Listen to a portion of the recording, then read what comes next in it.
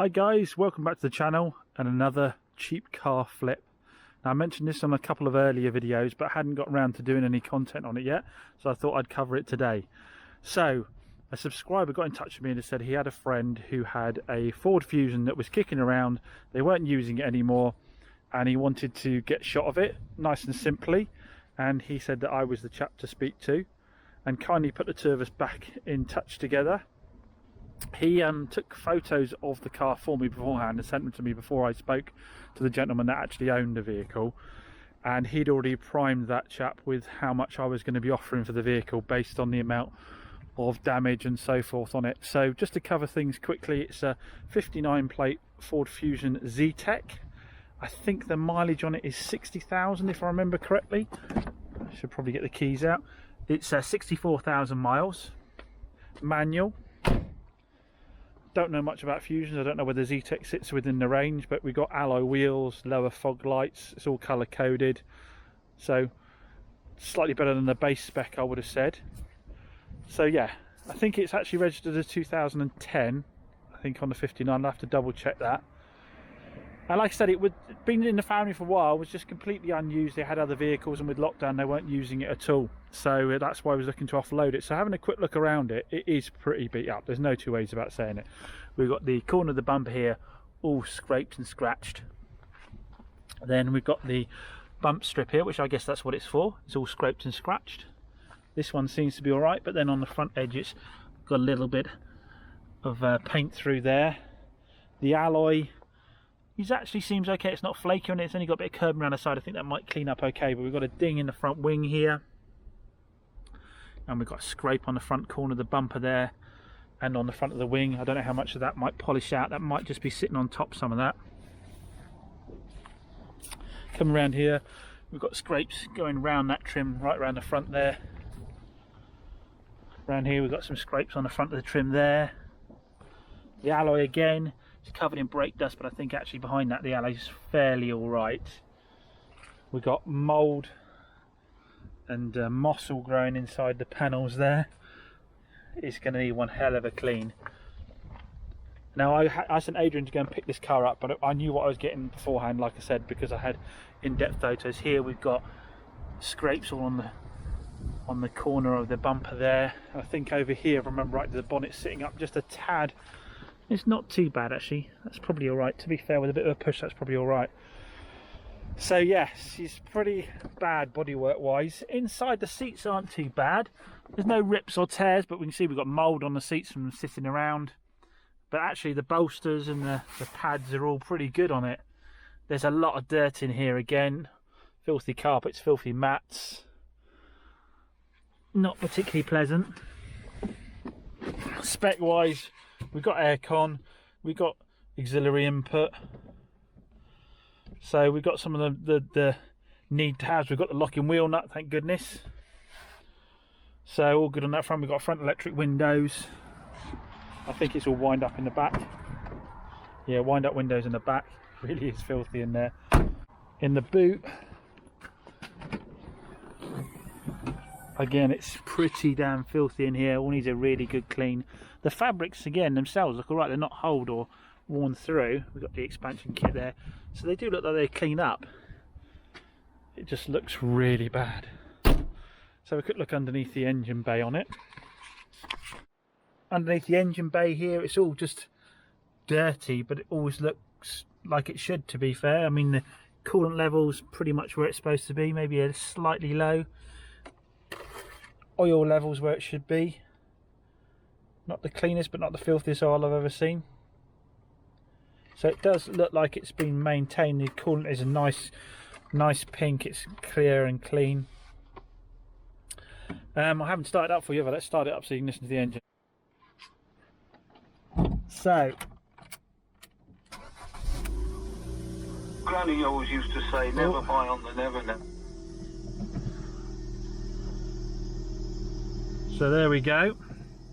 No warning lights on the dash other than the fact it's cold outside, and that we've got the handbrake on. That actually sounds okay. Considering it's been sat for a long time. Maybe slightly squeaky tensioner down there, maybe. See if that frees up after it's run for a bit, because this car hasn't been run for quite a while. Well, it hasn't done any decent mileage anyway.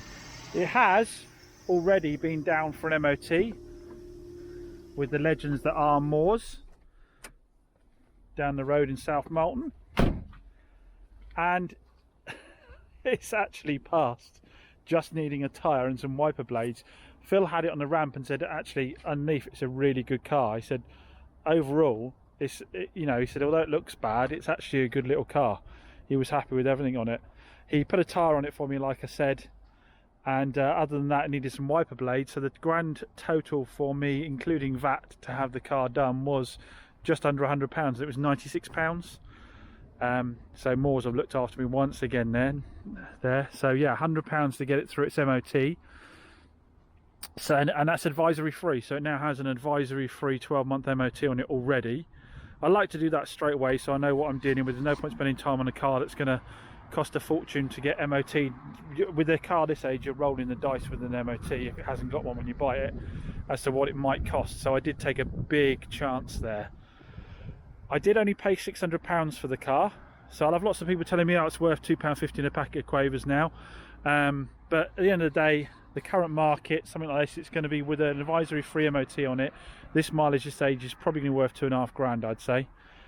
So as it stands at the moment with delivery, I'm into it for about 850 quid. So I think I'm doing it all right. And in terms of the paintwork, that's free for me, isn't it? In terms of just the cost of the paint and my time. I am going to go around and do all the paintwork on it. Now a lot of you have been asking for some more sort of tips and coverage of how to do paintwork. So I think what we're going to do with this car is I'm going to try and get it all into one video after this one.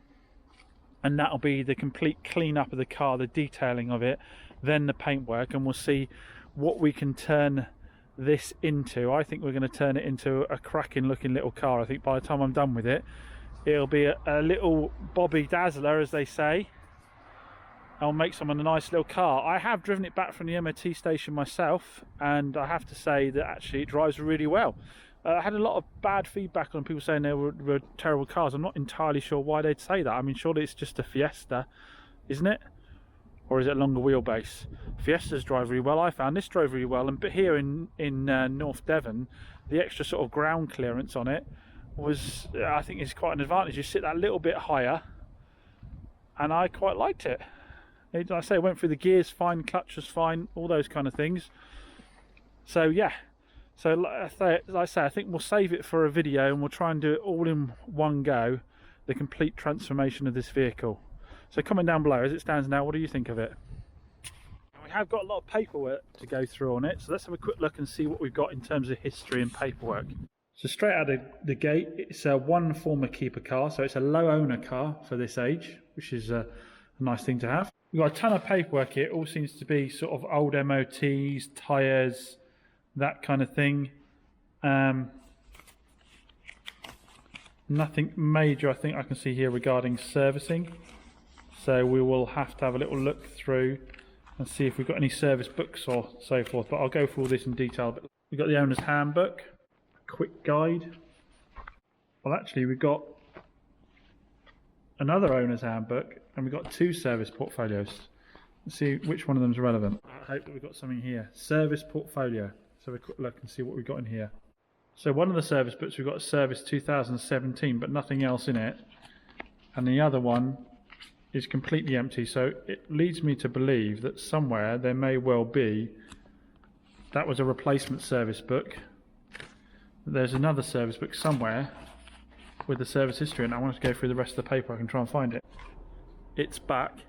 The Fiat 500S we sold on Christmas Eve, actually, is back, but it's only for wheel arch liners. If you remember, Ian's daughter wanted it super quick, wanted it for Christmas, and the only thing that was left that wasn't done was the wheel arch liners were missing. So I ordered them up, and I've picked up this morning on a day off so that I can whip them in and drop it back to her all done. So she's absolutely loving it, she said. So there's anything else I need to check over on it? I said no, it's been driving absolutely perfectly. So happy bunny with that one, and I haven't driven it over here. I can see why. It drives absolutely perfectly, no problems at all. No problems at all. These little 1.2500s, if you want a bit of fun going to work, I've said it before, these are great fun little cars. They handle really well. They're 1.2 zippy, economical, £30 road tax. Even hooning along, you're getting sort of 40 miles to the gallon out of them. They are a really perfect little commuter, and you know, in this spec, they look really nice and sporty as well. On the subject of Ian, he has decided to start up his own YouTube channel, The Gas Guru. I will give a link down below for it. Go and show him some love on his channel. Ian's a cracking guy, helps me out quite a lot, and if you remember, he actually works with that group that tracks down online paedophiles and gets the police onto them. Does fantastic work with that. You know, some of the stuff he tells me flipping makes your blood boil. So as a parent, I'm very happy people like Ian are out there doing what they're doing. So yeah, show Ian a bit of love. Go down to his, I'll put the link down below for his channel, The Gas Guru, which is all about basically, he's working as a heating engineer, which is obviously the stories of the people that he deals with, and also the problems he runs into, walking you through how to fix some of them. So yeah, get across, check his channel, links in the description down below. But let's get his wheel arch liners in, because I want to paint the floor in the other workshop today, so I need to get cracking. So I've got the little Peugeot in at last, the one that I got as a part exchange to give it a bit of a clean up, ready for a photo shoot. But I noticed as I was hoovering around, there's a bit of damp in the boot, and I know that the C1s and the 107s are very prone to water through the top light, so I thought I'd check that out. And I can see quite a lot of water and damp in here. This, hands down, was the hardest rear light to get out I've had. The old ones, you can see the amount of water coming off it, used to just have 2 screws to take them out. This has got these retaining clips that you have to bend back to get it out. You might say that's okay because they've left you plenty of room inside to do it, but they've left you a hole that big to do it. And if you see my hand, it's the same size as the hole. So to get your fingers in there and undo those without breaking the light, this has taken me about an hour to get out. Absolute nightmare. Now you can see there's no seal around that at all. There's no seal around that rear light, so I'm going to instant gasket all the way around that rear light, pop it back in, and try and prevent any water ingress happening again. There's definitely been water sitting in here, you can see that for sure. So hopefully that will solve the boot leak. Well, with the rear light sealed on the 108, I then went on and detailed the rest of the car. It had a rinse off, then a snow foam, good clean down, another rinse off, brought it in here, toweled it down, then gave it a coating of sealant on it, which should give it a nice gloss, and it will also make it bead up nicely when it rains and runs straight off. Overall, the car's come up in lovely condition. Went through the inside. The seats were mint anyway, they were in really good condition. And then did all the plastics. Nothing really to talk about in here. It's all, you know, no rips or marks or tears or anything. It's all in really good condition in here. Nice little car. This one I'm going to retail for $4,995. So for a 2017 car, it's done 69,000 miles, $4,995. What I like about that price point in the current market is it means that someone that might be looking at, say, what, 2013, 2014 Corsa or something like that, has the opportunity here to get into a 2017 car. As we know in this day and age, it's not really the engines and the mileage on the engines that does anything, it's just the day-to-day use of the car that wears everything else out on them. So personally, I'd have a newer car with higher miles than I would do an older car with lower miles, because modern engines are pretty damn reliable and capable of mega miles. It's just everything else, like say your trim and all that kind of stuff, and interior bits and bobs that wear out first. Anyway, so got to get that photographed and get it up for sale. And obviously now the lady's having the Kia instead of the Nissan. I need to get that up for sale, and that's also looking minty, so we need to get a photograph. But I do want to get in here, paint the floor, so we can get them all nicely displayed in here. I don't want to put them back out and get dirty again. Right, wheel arch liners are in. I've done a little test drive around the car park just to make sure nothing's contacting. That's all fine, I didn't expect it to.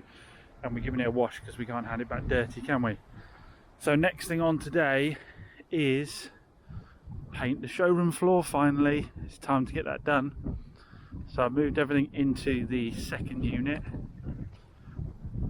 the Peugeot and the Nissan looking all shiny. The only cars that I've got ready for sale, and I haven't even actually advertised those yet, but I could stop and do photo shoots and advertise them, but I keep doing stuff and putting off getting the floor done, so let's get that done first. We had a good December, we can afford to have a quieter January if needs be. Let's get this showroom ready and get those cars presented in here. It'll look a hell of a lot better.